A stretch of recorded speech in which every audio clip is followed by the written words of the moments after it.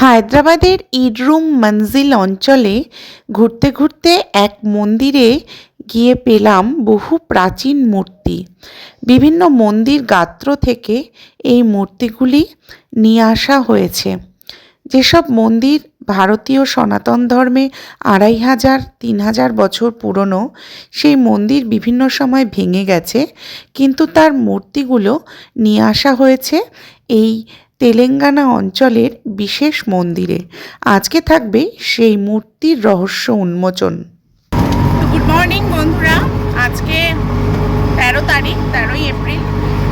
আজকে হচ্ছে নীল ষষ্ঠী। তো নীল ষষ্ঠী আমি সকালবেলা কিছুই খাইনি, তো এখন স্নান করে যাচ্ছি শিবের মাথায় জল ঢালতে। তো তারপরে কিছু টিফিন করে আমরা হসপিটালে ফিরবো। তো এখানে কোথায় শিব মন্দির আছে, এখানে একজন অটোওয়ালাকে আমি জিজ্ঞাসা করলাম, তো উনি আমাদেরকে নিয়ে যাচ্ছেন একটা শিব মন্দিরে। তো সেখানেই শিবের মাথায় জল ঢালবো। এই 5টা ফল নিয়ে নিয়েছি। তো ফল আর জল, যেহেতু বিদেশে আছি, তো যেটুকু হয় সেটুকু দিয়েই মনস্কামনা জানাবো মহাদেবের কাছে, মনের ইচ্ছে সব জানাবো। তো আজকের দিনটা এভাবেই শুরু হলো। গরম তো পড়বেই। আচ্ছা, বন্ধ হয়ে গে। দুটো জায়গায় ঘুরলাম, মন্দির বন্ধ। এখানে 11টায় সব মন্দির বন্ধ হয়ে যায়। তো আমাদের ড্রাইভার দাদা নিয়ে যাচ্ছে, এখন আমরা অনেকটাই দূরে চলে এসেছি। তো কোনো একটা মন্দিরে নিয়ে যাচ্ছেন, তো দেখা যাক। আজকে হায়দ্রাবাদে খুব গরম, মানে প্রচণ্ড গরম আজকে। সুপ্রভাত বন্ধুরা, আমি মৈত্রেয়ী, আর আমার চ্যানেল এক্সপ্লোর উইথ মৈত্রেয়ীর আরও একটা নতুন ব্লগে আপনাদেরকে সুস্বাগতম। আমি এখন আছি হায়দ্রাবাদ, আর এটা হায়দ্রাবাদে এপ্রিল মাস, ভীষণ গরম। তো আজকে আমরা খুঁজে বেড়াবো এক মন্দির। তো আমরা একটা মন্দিরে এসেছি। এটা হনুমান মন্দির, কিন্তু এখানে একটা শিবের মন্দিরও রয়েছে। তো এই মন্দিরে প্রচুর প্রাচীন শিলাও রয়েছে। তো এখানেই শিবের মাথায় জল ঢালতে পারবো। একটু দেখিয়ে দিই পুরো মন্দিরটা। এই যে প্রচুর প্রাচীন শিলা এখানে রাখা রয়েছে, আর সামনের এই দিকটায় হচ্ছে হনুমানজির মন্দির, আর এখানেও একটা হনুমানজির আর একটা মন্দির আছে। আর পুরো জায়গাটা ভীষণ সুন্দর, শান্ত, নিরিবিলি, খুব সুন্দর। মন্দিরটা খোলা আছে। তো দেখা যাক শিবের মন্দির কোথায় ভেতরে। দক্ষিণ ভারতের মন্দিরগুলি সবসময় একটি অন্য ধাঁচের হয়, অর্থাৎ মন্দিরের মধ্যে যে বিগ্রহ থাকে সেই বিগ্রহ কোষ্ঠী পাথরের হয় এবং ভীষণ প্রাচীন শিলা হয়। তো এই মন্দিরে এসে আমি শিবের মাথায় জল দিতে গিয়ে প্রথমে হনুমানজির একটি মূর্তি দেখতে পাই, কিন্তু তারপরেই যেটা দেখতে পাই, বিস্ময়ে আমার চোখ ঝলসে গিয়েছিল। এই মন্দিরের মধ্যে এই যে নবগ্রহ, প্রথমে 9টি মূর্তি রয়েছে, নবগ্রহ মূর্তি রয়েছে। তারপরে রয়েছে আরও বিভিন্ন শিলা মূর্তি, যেমন গণেশজির মূর্তি, নন্দীর মূর্তি, মা পার্বতীর মূর্তি, দেবী সরস্বতীর মূর্তি, লক্ষ্মীর মূর্তি, নাগ মাতা বা মা মনসার মূর্তি, গরুর দেবের মূর্তি, বিষ্ণু মূর্তি। আমরা এতক্ষণ খোঁজাখুঁজির পর মহাদেবের দর্শন পেলাম, এবং এখানে সমস্ত মূর্তিগুলো ভীষণ প্রাচীন শিলা, মানে বহু বছরের প্রাচীন শিলা। সেগুলো বিভিন্ন জায়গা থেকে এনে এখানে রাখা রয়েছে। বিভিন্ন মন্দিরের শিলা বিভিন্ন মন্দির থেকে এনে এখানে রাখা রয়েছে।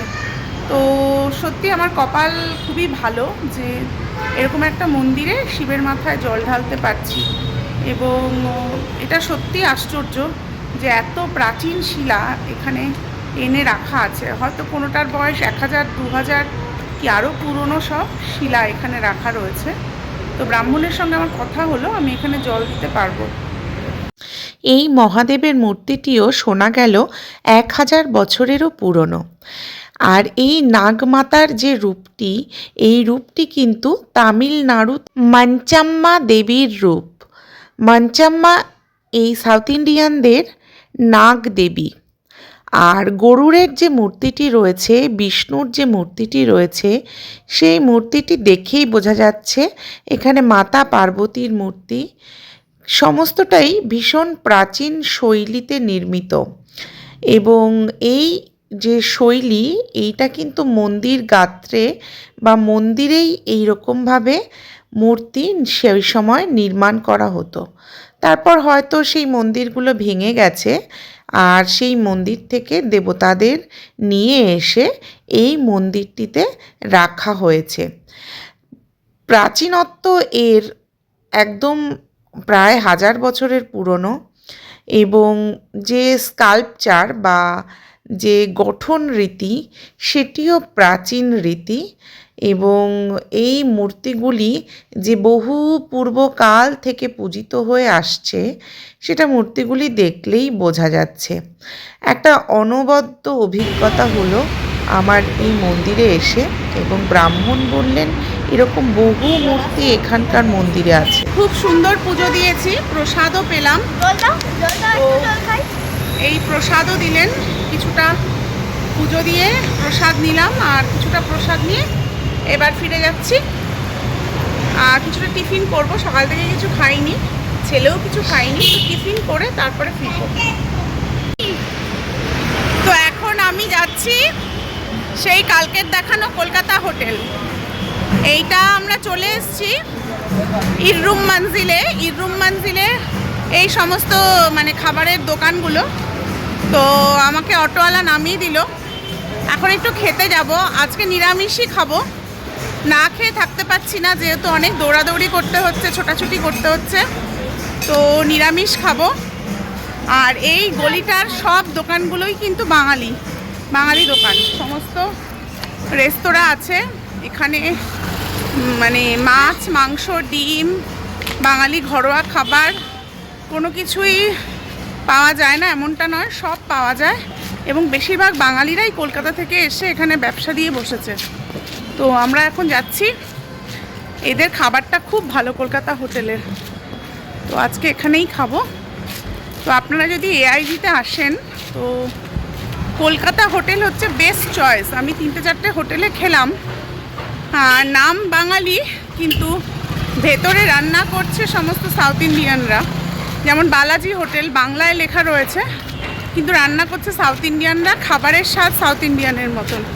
তো বেস্ট হচ্ছে এই কলকাতা হোটেল। এখানে কলকাতার ছেলেরা এসে রান্না টান্না করে, একেবারে আমাদের ঘরোয়া খাবার। তো আজকে একটা ভেজ থালি নিচ্ছি। হ্যাঁ হ্যাঁ, প্রচুর রান্না বান্না হয়েছে এদিকে, কিন্তু আজকে তো আমিষ খাবো না, তো নিরামিষই আজকে আমরা খাচ্ছি। এটা কি করেছো গো? চুনো মাছের ঝাল, মৌরালা মাছ, সামুদ্রিক মৌরালা, আলু পোস্ত, ডাল, মৌরলা মাছ, চিকেন, মাটন, ডিম, ওদিকে হচ্ছে চারাপোনা, কাতলা, ডাল, সবজি। আমাদের খাবার এসে গেছে, আমরা এখন খাবো। কি কি খাবার আছে একটু বলে দিই। ডাল আছে আর টমেটোর চাটনি, এখানে একটা সবজি, এটা পুঁইশাক চচ্চড়ি না, পালন শাকের চচ্চড়ি, আলু করলা ভাজা আর পাঁপড়।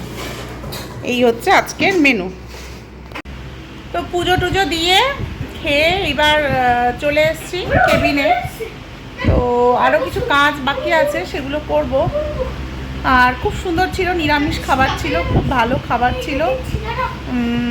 তো আজকের দিনটা ভালোই ভগবানের পুজো দিয়ে শুরু করলাম, খুবই ভালোই গেল। এখন ওই এমআরআইয়ে যাবে অভিষেক, আর আমি একটু ছেলেকে পড়াবো।